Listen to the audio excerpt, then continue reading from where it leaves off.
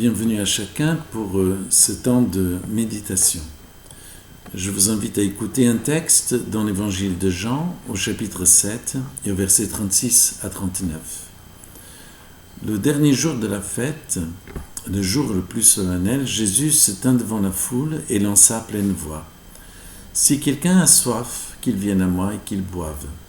Celui qui croit en moi, des fleuves d'eau vive couleront de son sein, comme dit l'Écriture. » Il dit cela de l'Esprit qu'allait recevoir ceux qui croiraient en lui, car l'Esprit n'était pas encore donné parce que Jésus n'avait pas encore été glorifié.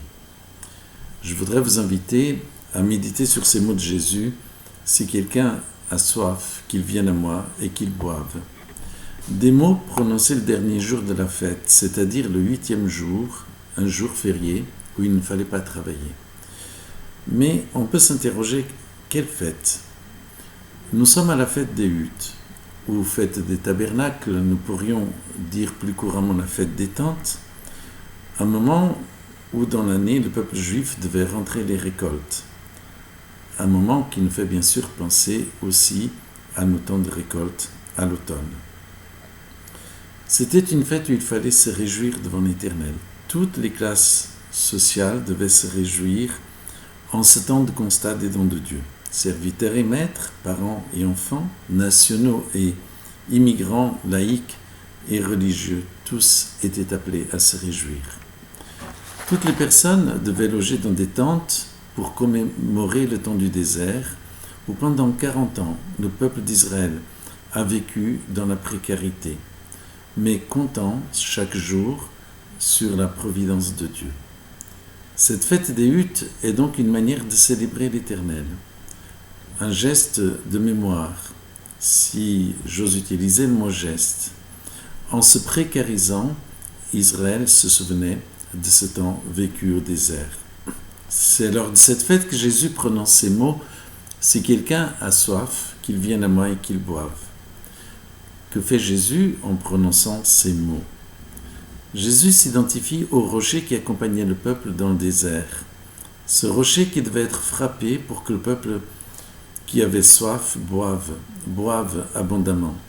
Ce rocher qui ne pouvait être frappé qu'une fois et qui annonce la croix de Jésus.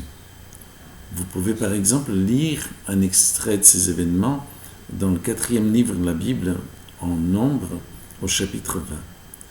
Jésus s'identifie ainsi à cet emblème d'Israël comme il s'est identifié à la manne, en disant qu'il est le pain de vie, le vrai pain descendu du ciel.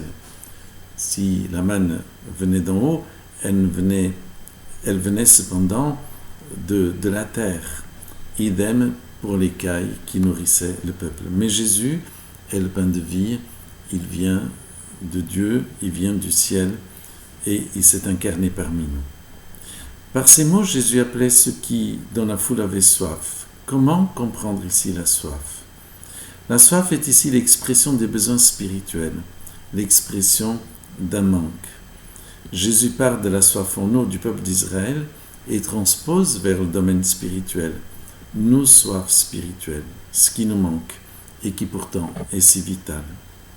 Jésus appelle à lui: « Si quelqu'un a soif, qu'il vienne à moi et qu'il boive, » dit Jésus. Cet appel de Jésus résonne assez fortement avec les mots d'Amos, où Dieu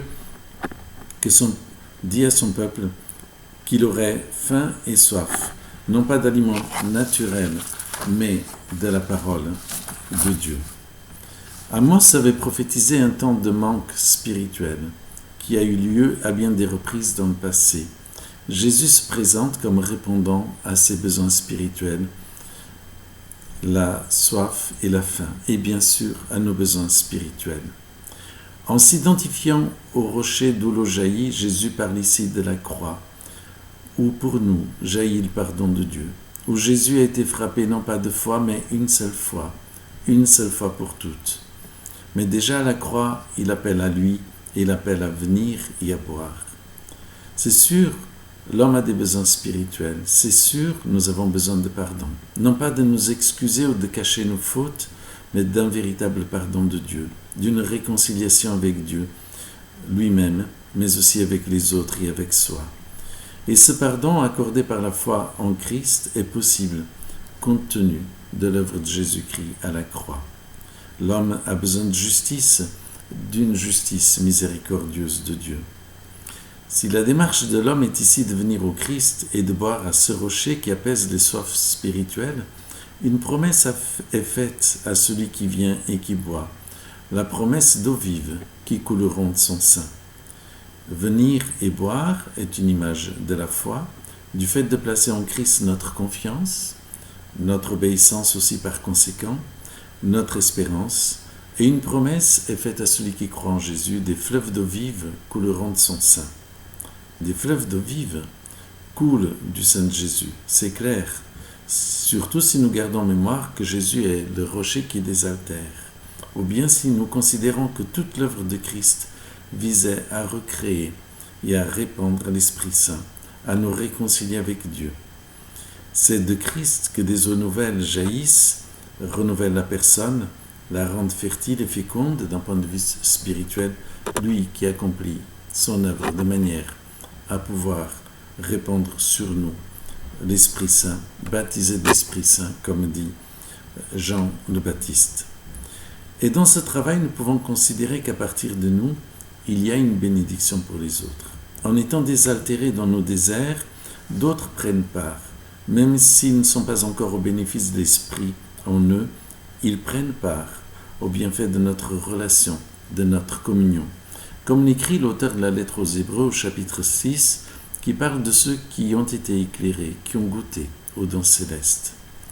Mais il nous faut suivre le texte un peu plus. Qu'est-ce que ces fleuves d'eau vive qui couleront de lui, qui coulent en nous et qui se répandent? L'apôtre Jean écrit, il dit cela de l'Esprit qu'allait recevoir ceux qui croiraient en lui, car l'Esprit n'était pas encore, parce que Jésus n'avait pas encore été glorifié.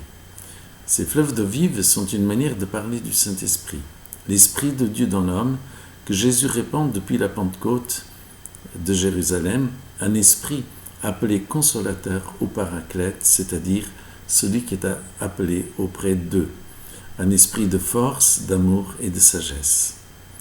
L'Esprit Saint nous est si indispensable, c'est par la foi que nous le recevons, qu'il nous a été donné, la foi qui nous conduit à réaliser que nous sommes pécheurs et que nous avons un profond besoin de la grâce de Dieu, une foi qui nous permet de nous désaltérer chaque jour. Notre esprit personnel ne saurait nous suffire, il nous égare, il nous laisse dans la soif, c'est par l'Esprit Saint que nous sommes désaltérés, renouvelés. Et dire que nous n'avons reçu aujourd'hui dans notre union au Christ que les prémices du Saint-Esprit, c'est-à-dire que l'abondance de son Esprit est à venir, alors Dieu sera tout en tous. Savons-nous voir nos besoins spirituels? Savons-nous nous tourner vers celui qui est venu apaiser nos soifs? Ce n'est pas la peine de courir le monde entier ou bien de placer son attente dans les hommes ou les femmes. Il nous faut venir à Christ, croire en lui pour bénéficier d'une source, l'Esprit du Christ en nous par la présence de l'Esprit Saint. Veuille Dieu nous conduire à Christ et renouveler en nous une foi qui nous permette de marcher par l'Esprit du Christ. Tel est le privilège de celui qui est venu à Christ et qui cherche en lui au quotidien une réponse à ses besoins et à ses manques intérieurs qui sont en nous.